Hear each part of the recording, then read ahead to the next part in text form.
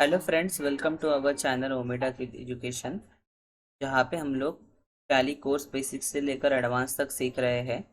Last video में हमने देखा था कि टैली में लेजर क्रिएशन कैसे करते हैं। तो जिन्होंने लास्ट वीडियो नहीं देखा है प्लीज़ जाके देखिए। तो आज का वीडियो आपको और अच्छे से समझ में आएगा। तो आज की वीडियो में हम लोग golden rules and voucher types के बारे में जानकारी लेंगे और उनका यूज़ कैसे करना है ये सीखेंगे। तो चलिए स्टार्ट करते हैं। तो बेसिकली आपको अगर अकाउंटिंग समझना है तो आपको अकाउंटिंग के गोल्डन रूल्स क्लियर होना बहुत इंपॉर्टेंट है। अकाउंटिंग में 3 गोल्डन रूल्स है: real account, personal account, nominal account. तो हम लोग इसको वन बाय वन देखते हैं। फर्स्ट ऑफ ऑल आपको पर्सनल अकाउंट दिया गया है।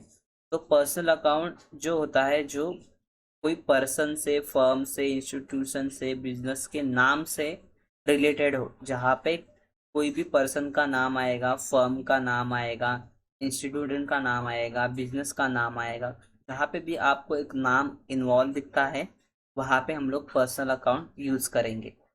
जैसे कि अगर आपका बैंक है तो देना बैंक है, या फिर आईसीआईसी बैंक है, एचडीएफसी बैंक है, तो यहाँ पे एक नाम आ गया तो वो एक पर्सनल अकाउंट है।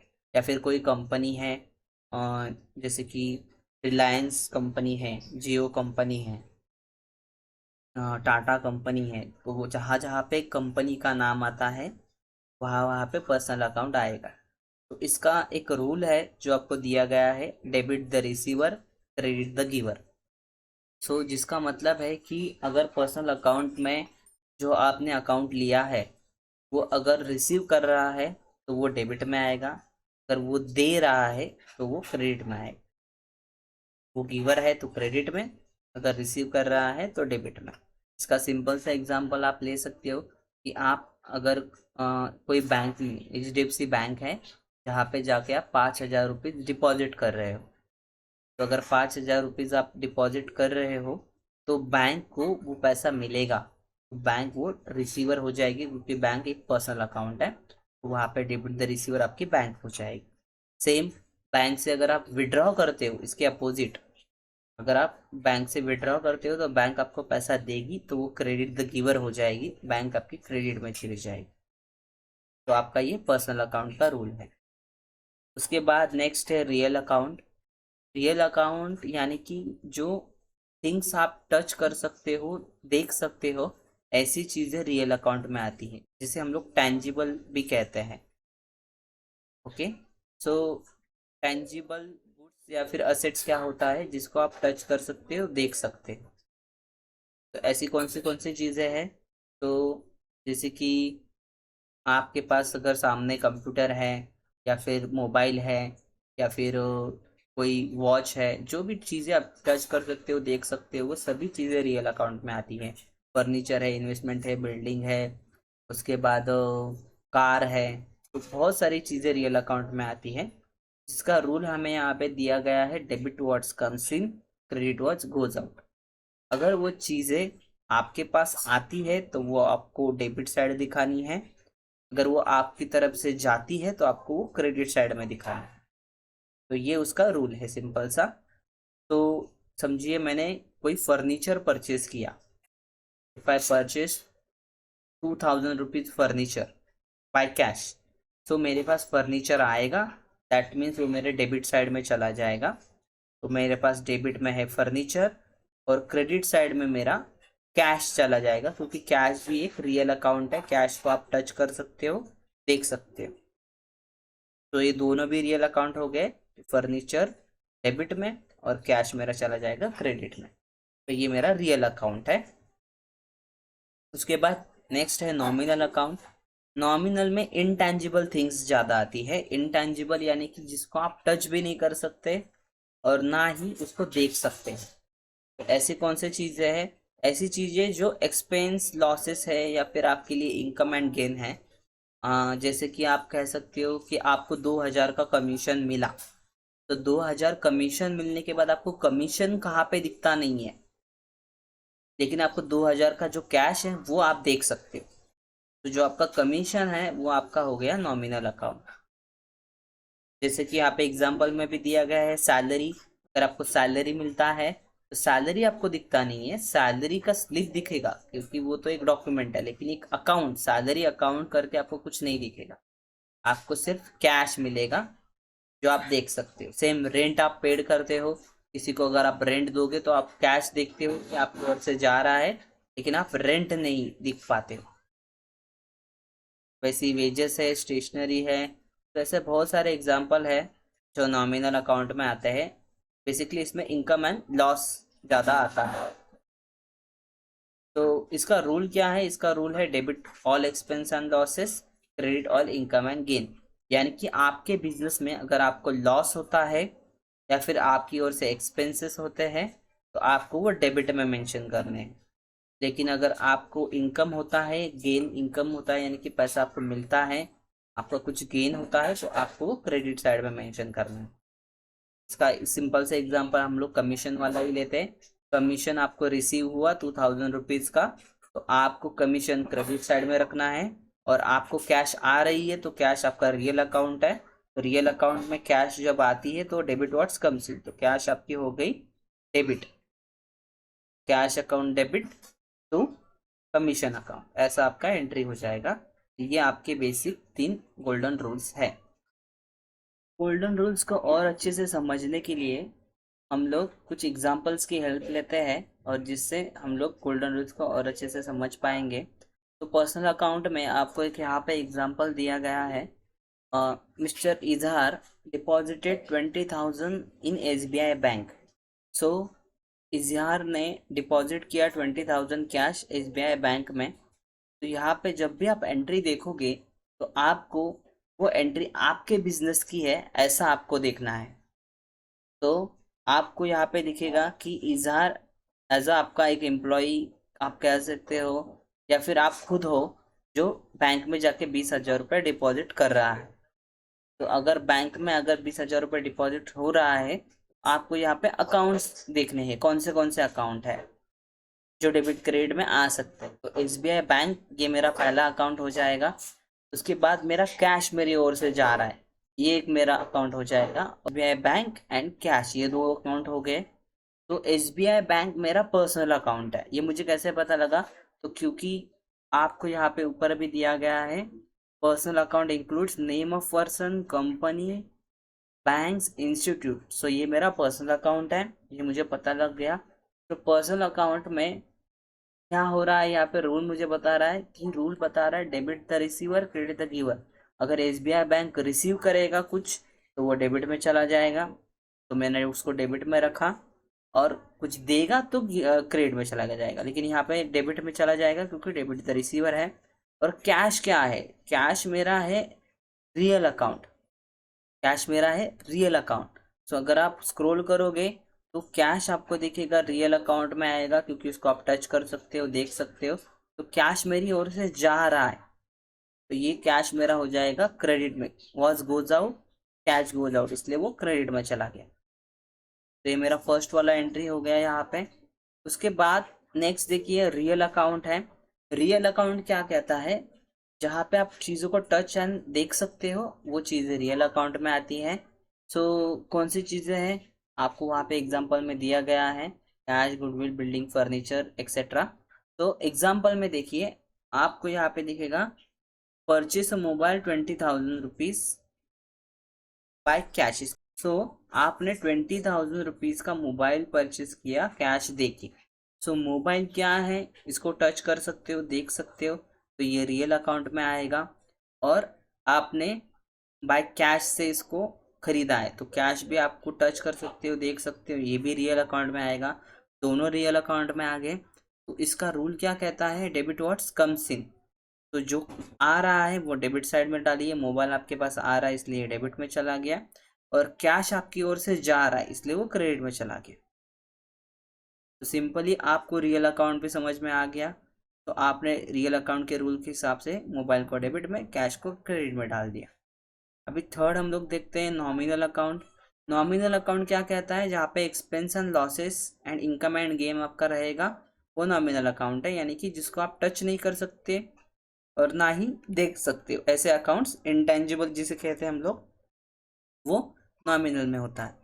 उसके हमें दो एग्जाम्पल दिए गए हैं। फर्स्ट एग्जाम्पल देखिए, आपने रेंट पेड किया 10,000 रुपीज का टू ओनर बाय कैश, ऐसा मैं डाल देता हूँ आगे। सो आपने बाय कैश ओनर को 10,000 रुपीज दे दिए। सो जो रेंट आपने पेड किया वो आपके लिए एक एक्सपेंस था, खर्चा था। तो एक्सपेंस कहाँ पे आता है? रूल के हिसाब से एक्सपेंस आता है डेबिट साइड में। तो आपने रेंट को डेबिट साइड में डाला। फिर आपने क्या दिया? कैश दिया। ओनर को क्या दिया? कैश दिया। तो कैश आपकी ओर से चला गया। कैश जब जाता है तो कैश कहाँ पे आता है? रियल अकाउंट में आता है। तो रियल अकाउंट का रूल कहता है debit what's comes in, credit what's goes out. Cash चला गया, कैश क्रेडिट में। उसके बाद नेक्स्ट है salary receive 15,000 rupees by cash. तो कैश से आपको सैलरी रिसीव हुआ। तो कैश आपकी, पहले कैश देखिए कौन सा अकाउंट है, रियल है, नॉमिनल है, पर्सनल है। पहले आप अकाउंट देखोगे कौन सा आता है। तो ये अकाउंट रियल अकाउंट में आता है। रियल अकाउंट का रूल क्या कहता है? Debit what's comes in, credit what's goes out. Cash आपकी ओर आ रहा है इसलिए डेबिट में जाएगा वो कैश। फिर क्रेडिट में क्या? क्रेडिट में जाएगा सैलरी अकाउंट, क्योंकि एक ही क्रेडिट साइड ही बचता है तो सैलरी अकाउंट वहाँ पे चला जाएगा। लेकिन क्यों क्रेडिट में? तो उसका रीजन है, आपका जो क्रेडिट साइड होता है नॉमिनल अकाउंट का, वो ऑल इनकम एंड गेन होता है। तो सैलरी आपके लिए इनकम है, इसलिए वो क्रेडिट साइड में चला गया। तो इस प्रकार आपका ये सेकेंड वाला एंट्री भी सॉल्व हो गया। तो आपको सभी गोल्डन रूल्स को देख के आपको जो एंट्री में दिए गए अकाउंट से उनको पहचानना है, कौन से अकाउंट में आएंगे वो, और उससे डेबिट क्रेडिट तय करना है। तो उसके लिए मैंने कुछ आपको एग्जाम्पल भी दिए हैं। यहाँ पे 5 एग्जाम्पल दिए गए हैं। आप ये पांचों एग्जाम्पल का यूज करके डेबिट क्रेडिट कीजिए, गोल्डन रूल्स का यूज कीजिए और ये डेबिट क्रेडिट कीजिए, जिससे कि आपको और आसानी होगी गोल्डन रूल्स को समझने के लिए। तो अब हम वाउचर टाइप्स की ओर बढ़ते हैं। वाउचर टाइप्स का रोल क्या है टैली में, और वाउचर टाइप्स कैसे यूज करते हैं, ये हम लोग देखने वाले हैं। सो बेसिकली यहाँ पे दो वाउचर टाइप्स है, accounting voucher type and inventory voucher type. So accounting voucher types जो अकाउंटिंग के रिलेटेड रहेंगे, और इन्वेंटरी जो स्टॉक रिलेटेड रहेगा, वो वाउचर टाइप्स है। और आपको आपके कीबोर्ड पर F1 से लेकर F12 तक जो फंक्शन कीज दिख रही है, उनका यूज ये वाउचर टाइप्स को वाउचर टाइप्स के साथ किया गया है। मतलब उनको यूज करके आप ये वाउचर टाइप्स यूज करोगे। तो बेसिकली आपको यहाँ से F4 से वाउचर टाइप्स बताए गए हैं, लेकिन मैं आपको F1 to F3 क्या होता है ये भी आपको टैली में दिखा देता हूँ। तो मैं टैली में आ चुका हूँ। टैली में मेरे पास एक कंपनी ओपन है, तुपे ट्रेडर कंपनी करके। ये हम लोग ने लीजर क्रिएशन के टाइम देखा था कि ये कंपनी कैसे क्रिएट करते हैं एंड उसमें लेजर कैसे क्रिएट करते हैं। सो आपने वो वीडियो नहीं देखा है तो प्लीज़ जाके देखिए, लिंक उसका डिस्क्रिप्शन में दिया गया है। सो यहाँ पे आपको ये कंपनी में आते ही F1 प्रेस करना है, फंक्शन F1। जैसे ही आप प्रेस करोगे तो आपको राइट हैंड साइड में दिखेगा ये F1 है, ये वाली F1 की स्क्रीन है जिसमें हेल्प दिया गया है। तो हेल्प क्या होता है? बेसिकली आपको टैली में कोई हेल्प चाहिए, व्हाट्स न्यू के ऊपर आपको नया अपग्रेड के बारे में इंफॉर्मेशन मिलेगा, आपको डायरेक्टली अपडेट करना है तो अपडेट कर सकते हो, टैली शॉप पे जाना है टैली शॉप कर सकते हो। तो ये बेसिकली इसको डीप में नहीं जाते हम लोग, लेकिन F1 में आपको टैली के सॉफ्टवेयर से रिलेटेड हेल्प मिल जाएगी। उसके बाद आता है F2। आप जैसे ही F2 प्रेस करोगे आपको डेट मिलेगा। सो जो करंट डेट है आपको उसको चेंज करना है, वाउचर के हिसाब से, एंट्रीज के हिसाब से आप डेट चेंज कर सकते हो। और ये डेट चेंज के लिए था, अगर आप अल्ट फंक्शन F2 प्रेस करोगे तो आप कंप्लीटली पीरियड चेंज कर पाओगे। अल्ट फंक्शन F2 से कंप्लीटली पीरियड चेंज हो जाता है। सो आपको पीरियड चेंज करना है तो अल्ट फंक्शन F2 प्रेस कीजिए, सिर्फ डेट चेंज करना है तो सिर्फ F2 प्रेस कीजिए। फिर उसके बाद है F3। अगर आप F3 प्रेस करोगे तो आपको कंपनीज का लिस्ट मिल जाता है, जो जो कंपनीज आपने ओपन किया है उसका लिस्ट यहाँ पे है। अगर आपको दूसरा कोई कंपनी सिलेक्ट करना है, शर्ट यानी कि बंद करना है वो कंपनी को, अल्टर करना है यानी कि चेंजेस करना है उसमें, या फिर नया कंपनी क्रिएट करना है, तो एक बेसिकली छोटा सा कंपनी का मेन्यू मिल जाता है। तो ये आप कैसे ले सकते हो, फंक्शन F3 प्रेस करके आपको ये मेन्यू मिल जाएगा। या फिर यहाँ पे राइट हैंड साइड में आपको दिखेगा कि F1 F2 F3 ये लाइन से दिए गए हैं। अगर आप प्रेस करोगे माउस से तो भी आपको ये एक्सेस मिल जाता है। लेकिन जो बड़ा कंपनी का सबसे ज़्यादा सेटिंग्स जो जहाँ पे मिलता है वो है अल्ट के शॉर्टकट की से आपको पूरा कंपनी का सेटिंग मिल जाता है। कंपनी का मेन इंफॉर्मेशन का पेज या फिर मेन पेज जो है कंपनी का, वो अल्ट के प्रेस करके आपको मिलेगा। आपको यहाँ पे दिखेगा, आप company create alter changes select shut कर सकते हो। उसके बाद आपको ऑनलाइन कनेक्ट करना है, कुछ कॉन्फ़िगरेशन सेटिंग्स फीचर्स ऑन करना है आपको, तो ये भी आपको अल्ट के में मिल जाता है। तो ये वाला ऑप्शन यहाँ पे अल्ट के और कंपनी अवेलेबल है। तो हम लोग ने F1 से लेकर F3 तक देखा क्या होता है। अभी उसके आगे F4 क्या होता है ये देखेंगे। तो F4 जो है ये कॉन्ट्रा जिसे हम लोग कहते हैं, F4 की कॉन्ट्रा के लिए यूज जाती है। कॉन्ट्रा का मतलब रहता है ट्वाइस। तो ट्वाइस यानी कि डबल, आप ट्वाइस का मीनिंग डबल भी ले सकते हो। तो आप जहाँ पे डबल अकाउंट मेंटेन कर रहे हो, यानी कि आप डबल बैंक अकाउंट मेंटेन कर रहे हो, डबल कैश अकाउंट मेंटेन कर रहे हो और एक ही अकाउंट से दूसरे अकाउंट में ट्रांसफर कर रहे हो, तभी आपको कॉन्ट्रा का जो है वाउचर यूज करना है। जैसे कि समझिए आपके पास कैश है 5,000 रुपया और वो आपने जाके बैंक में डिपॉजिट किया। तो आपको 5,000 रुपया अपने बैंक में डिपॉजिट किया, तो आपकी ओर से कैश चला गया, आपका लॉस हो गया? नहीं, आपके बैंक में पैसा बढ़ेगा, कैश 5,000 रुपया ऐड होगा तो, लेकिन आपका वो प्रॉफिट है? नहीं। क्या हो रहा है कि आपके कैश अकाउंट में से आपने बैंक अकाउंट में ट्रांसफर किया, जिससे ना आपका कैश बढ़ता है ना कम होता है। ये जस्ट एक अकाउंट टू दूसरे अकाउंट में ट्रांसफर किया जाता है, जिसे हम लोग फंड ट्रांसफर भी कहते हैं। तो ये जो फंड ट्रांसफर होता है, ये बैंक टू बैंक भी हो सकता है, बैंक टू कैश हो सकता है, कैश टू बैंक हो सकता है। यानी कि बैंक में आपने डिपॉजिट किया, बैंक से विड्रॉ किया, तब आपको कॉन्ट्रा का वाउचर का यूज करना है।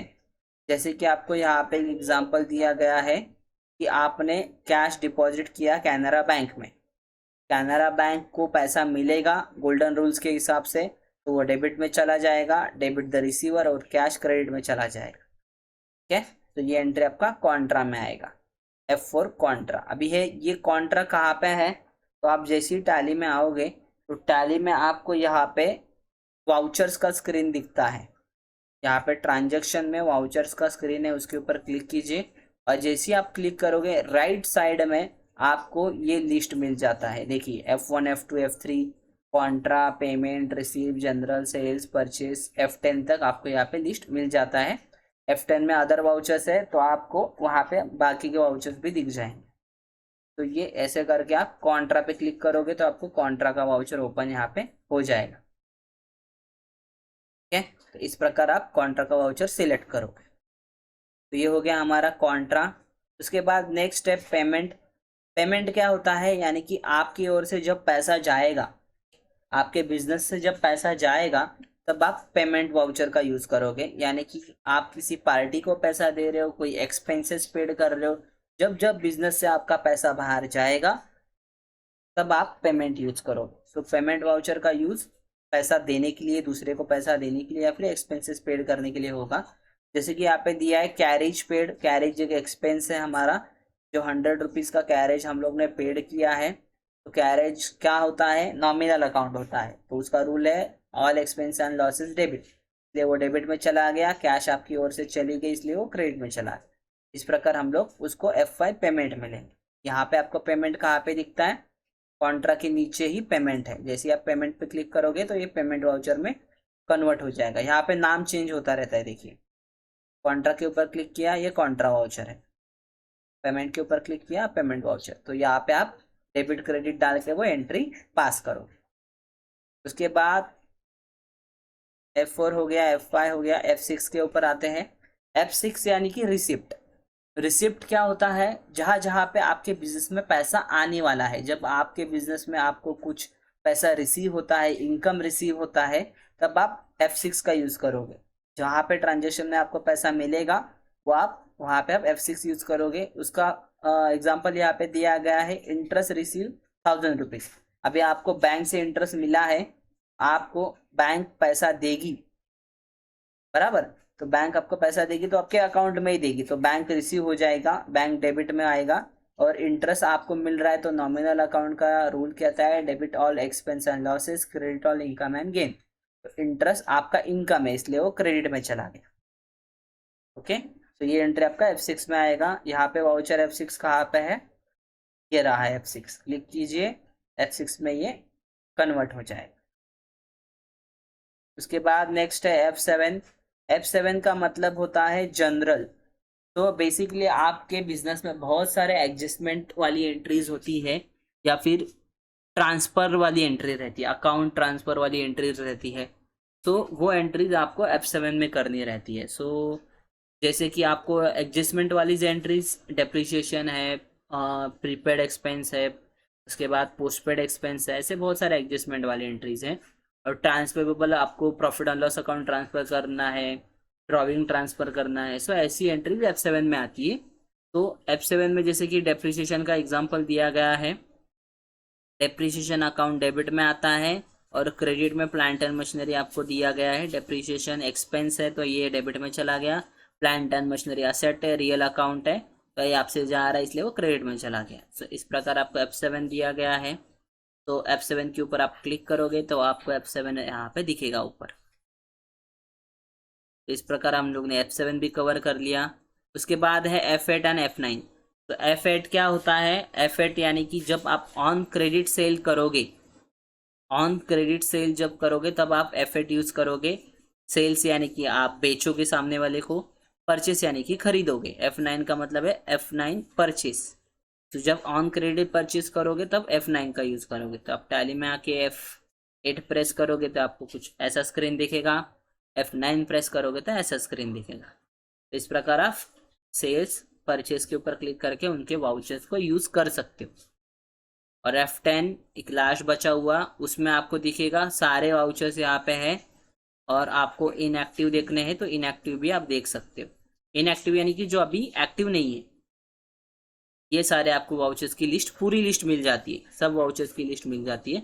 फिलहाल के लिए अगर आप F9 तक भी समझ के लेते हो तो भी ओके है, यहाँ तक ही हम लोग यूज करने वाले हैं। बाकी के वाउचर्स हम लोग आने वाली एक्सरसाइज में कवर करेंगे। तो होप सो आपको वाउचर टाइप्स क्लियर हो गए रहेंगे। अभी हम लोग ये वाउचर टाइप्स का यूज नेक्स्ट वीडियो से हम लोग देखेंगे कि इसका यूज कैसे करना है। तब के लिए टेक केयर, बाय बाय।